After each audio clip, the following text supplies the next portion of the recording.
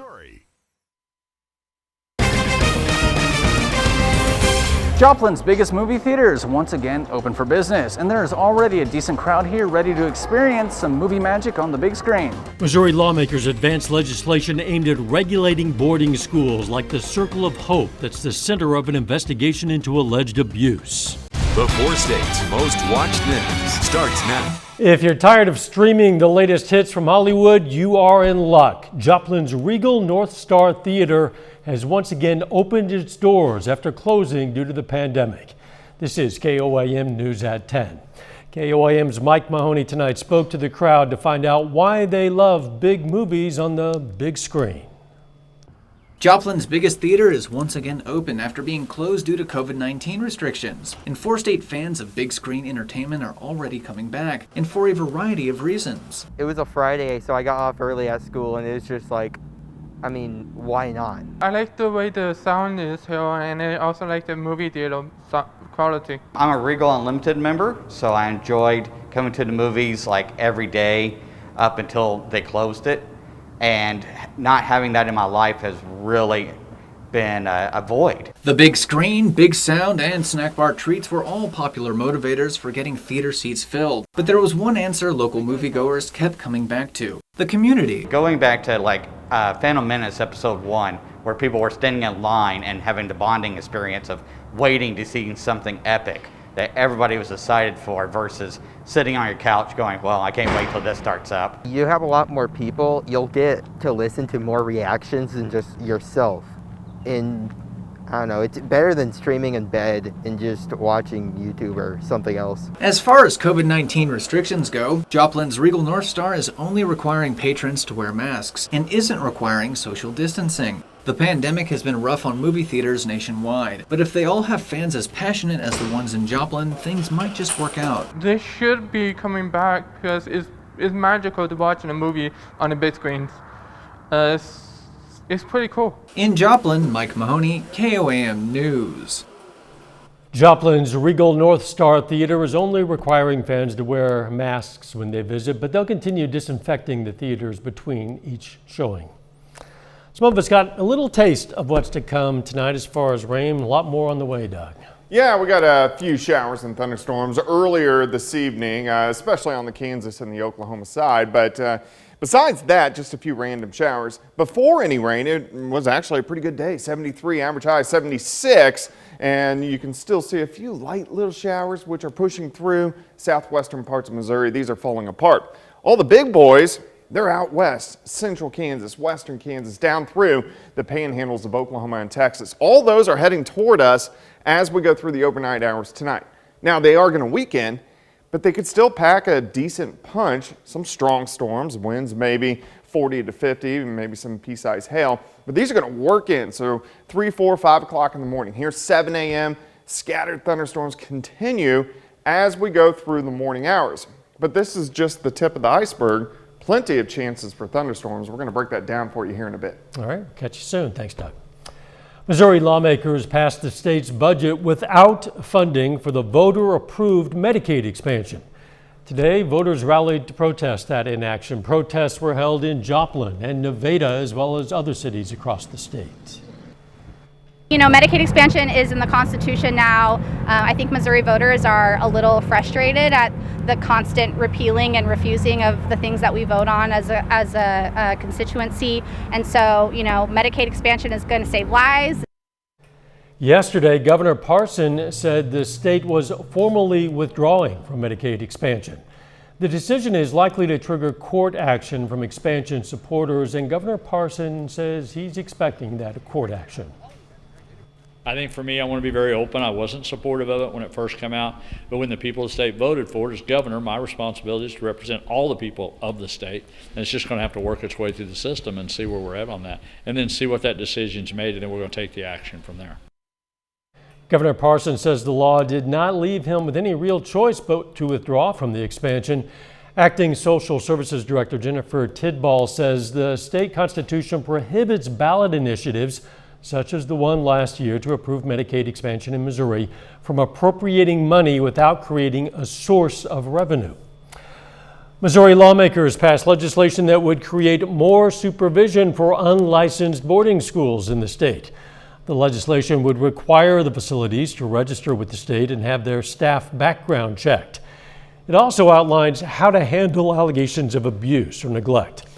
The bill was inspired by allegations of long-running abuse at some boarding schools. One survivor and child of Circle of Hope's owners says she and other survivors played a part in creating this change and says the work doesn't end here. The plan is to continue to work with legislators like Harry Engel and Rudy Veit with the relationship we have to enforce these laws and to make sure that no child has to go through an ounce of what any of us ever went through as a child. Householder says she wants to continue working with legislators she's made relationships with to create more laws regulating these boarding schools. 28-year-old Diamond, Missouri man is dead after a crash in southeast Kansas. Authorities say the crash happened just south of Galena before 11 last night. Cherokee County Sheriff's Office says Colton Welton crossed the center line and hit an oncoming vehicle. Welton died at the scene. The driver of the other car was taken to a Joplin hospital for they call non-life-threatening injuries. Still ahead, Missouri lawmakers passed legislation that would keep in place some pandemic-era alcohol laws. And cities across the country, including the two biggest in Missouri, lift mask mandates following new guidance from the CDC.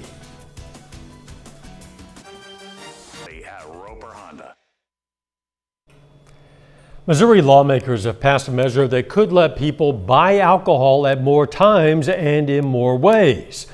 A bill given final approval today would make permanent a special pandemic-era policy allowing restaurants to sell carry-out drinks as long as they're sold with food and come in sealed containers. Another provision would repeal a prohibition on the sale of alcoholic drinks before 9 a.m. Sunday. Instead, Sundays would be no different than other days, with alcohol sales allowed between 6 a.m. and 1:30 a.m. Missouri's biggest cities have both rescinded their mask mandates. The mayors of St. Louis and Kansas City made the announcement today. Kansas City Mayor QUINTON said they ran into a challenge when the CDC announced yesterday that vaccinated people don't have to wear a mask and found that they can't enforce a mask mandate on people without the vaccine. Lucas said businesses can continue to have their own rules and urged people who are not vaccinated to get vaccinated. All the rules that existed for your schools, for your grocery stores, for your private businesses and enterprises can continue to exist. And importantly, they have the authority to continue to impose rules as they see fit to protect those who come within their doors. St. Louis Mayor TISAURA Jones echoed Mayor Lucas in her statement. Her city has also rescinded its mask mandate, but businesses can still require masks, and health officials encourage people to adhere to the CDC guidance when it comes to mask wearing and social distancing. Well, I would hope that they would ask, because if you're fully vaccinated, you don't have to wear a mask, or at least that's the CDC guidance. You know, we don't want this to turn into sort of like a show me your papers moment. We'll just have to trust what people tell us. Governors in at least a dozen states say they'll immediately follow the CDC's newly relaxed guidance on wearing masks. New York, New Jersey, and California say mask mandates will remain for now. Skylar Henry reports from the White House on the nation's first full day in something resembling a post-mask world. At the airport in Burbank, California, travelers welcomed the CDC's new guidelines allowing fully vaccinated people to go most places without a mask. How exciting. A little feeling of normalcy finally. While some took a more tempered approach. I don't trust people. I know a lot are not vaccinated. This Texas restaurant is considering the challenges ahead. Am I gonna ask people, hey, are you vaccinated? Are you not vaccinated? There's no way for us to control it. And St. Louis's mayor addressed the issue as she lifted the city's mask mandate. We don't want this to turn into sort of like a show me your papers moment. The CDC now says Americans fully vaccinated against COVID-19 can go maskless outdoors and in many places indoors. Exceptions include planes, public transport, healthcare facilities, prisons, and homeless shelters. Here at the White House Friday, members of the media appeared to be following the new federal guidelines. President Biden stepped outside without a mask and said, yes, he was enjoying it. After the CDC unveiled the new guidelines on Thursday, the president gave Americans who aren't yet fully vaccinated something of an ultimatum. Get vaccinated or wear a mask until you do. That drew complaints from congressional Republicans, including Paul Gosar of Arizona, who wrote, "Men must be governed by God or they will be ruled by tyrants." Retailers Walmart and Trader Joe's are among the first to announce masks are no longer required for customers who've gotten their shots, and they say they won't be asking for proof. Skyler Henry, CBS News, the White House. Kroger, Starbucks, Target, and Home Depot, they say they're keeping mask mandates in place. Later, Missouri Southern Baseball opens tournament play against Central Oklahoma. We'll have the highlights in sports.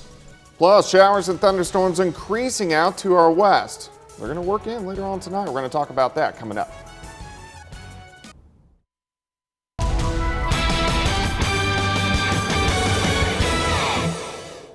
We've had some scattered showers, even a few thunderstorms out there earlier this evening, and then still just a few random showers, but nothing strong or severe. Overall, the day was pretty nice for us today. Just a lot of clouds across the region. Great shot, Indigo Sky Casino and Resort. Of course, Indigo is just outside of Seneca, Missouri. Looks pretty good right now as we do have partly cloudy skies. Again, there are a few random showers, but nothing too big across the entire four-state area. All right, temps, upper 50s to near 60. We're not going to drop off too much more for us tonight. You can still see these leftover showers from at least thunderstorms that we had earlier this evening, Kansas and Oklahoma.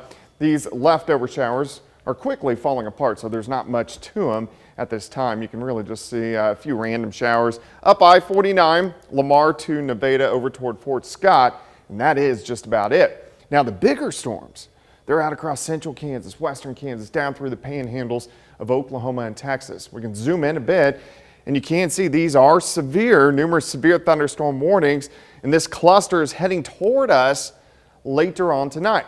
I do think they are going to weaken some. They could still pack a punch. They could be a little bit on the stronger side, but I'm not expecting severe. Here's 4 a.m. working into our western counties. So with some stronger storms, you're going to get a lot of rain, a lot of thunder, a lot of lightning, maybe pea-sized hail, and maybe winds in that 40, 45 mile per hour range, below severe limits.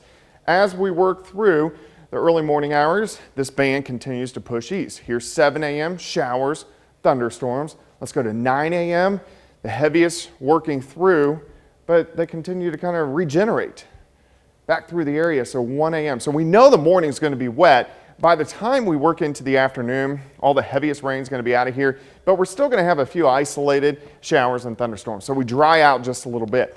As we go into the evening and the overnight hours, scattered thunderstorms develop again, but most of these are going to be to our north. I mean, they may develop on top of us, but they're going to lift north very quick. Now, the ones that can get going tomorrow night, we have a low threat that they could be low-grade severe, meaning winds 50 to 60, quarter-size hail. So we do have a low severe threat tomorrow night. I'm not overly worried about this, but the threat is there. These push through. Here's Sunday morning. Sunday afternoon, we'll start to get thunderstorms popping up again. Also, again, we'll have a low threat that some of those could be strong to severe. Not a big threat, just a low threat over the weekend. Rainfall, though, with all these storms, depending on where the heaviest storms line up, I think most of us will get a ½ inch to an inch of rain. There's going to be some areas that pick up 2 or 3 inches with some of those heavier bands of showers and thunderstorms over the next 2 days. But plenty of chances for rain really all week. All right, 70 tomorrow. Let's look at our severe threats again. I think it's low tomorrow night. I'm not worried about it. It's low on Sunday. Not worried about Sunday really either. I don't think we're going to have a severe threat Monday. And then very low Tuesday and Wednesday. It'll creep back up a little bit next Thursday and Friday. So even though we have thunderstorms all week long, temperature is pretty good, our overall severe threat is low. I don't really see it going high until after the anniversary date on the 23rd or 24th. Well, at least that's a week. Yeah, a week away. Thanks anyway. Coming up in sports, Pitt State and Missouri Southern Baseball hit the field for the first round of the MIAA tournament. Plus, Crowder aims to move on to the Region 16 championship. Jacob LENARD has that and more next.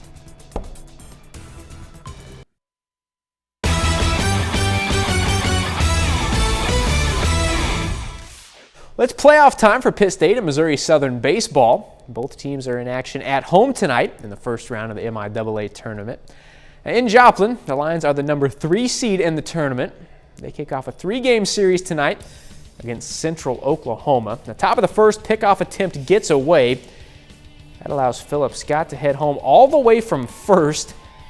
Broncos up 1. At bottom of the frame, Clay Milas shoots it through the left side. That brings Joe Kinder home. Game tied at 1. Now to the second. Check out Ryan Hunter here. Big swing over the fence and left. Lions lead by 1 after 6 complete. At top of the 6th, heard this dude's name before. He's the MIAA Pitcher of the Year, Zach Parrish. 9th strikeout of the day to end the top half. Then Southern got the bats going in the 7th. First up, Tommy Stevenson. RBI single to center, then Dexter Swims. Brings in 2 with the single up the middle. 3-run 7th helps Southern take game 1 5-3.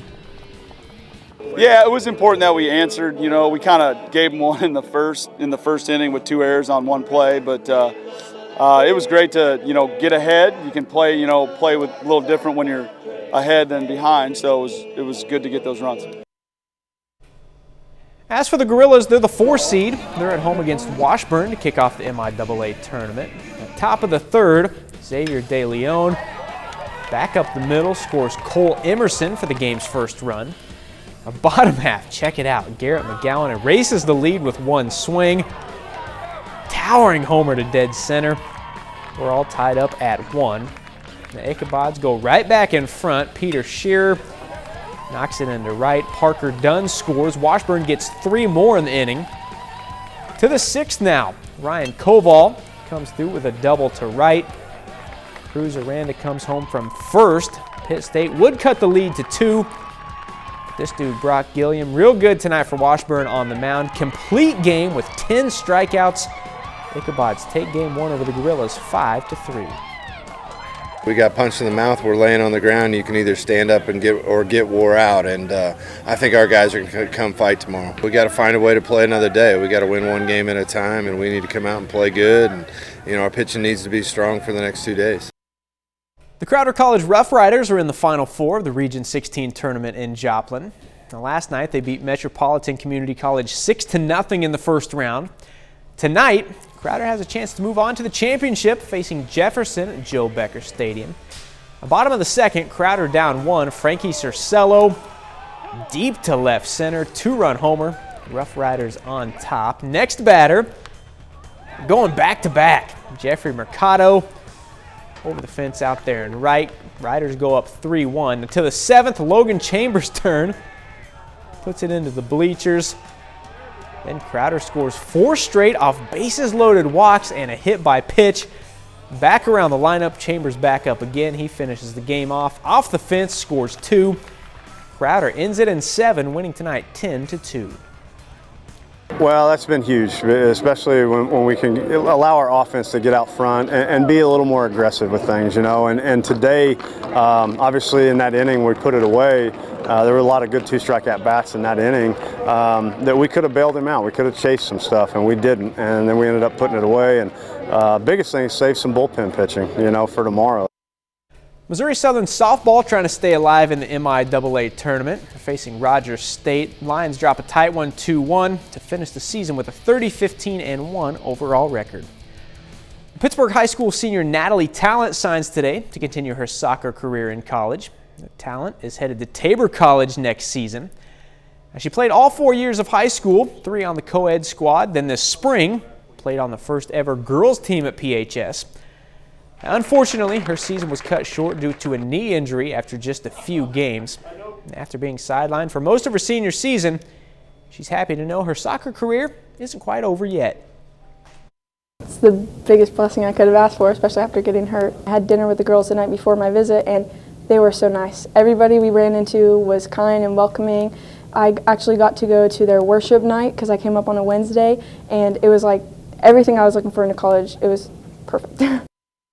A talent actually led the charge to start the girls soccer program at PHS beginning in 2019. You can check out our full story on the sports page at KOAMnewsnow.com. That's it for sports. We're back after this.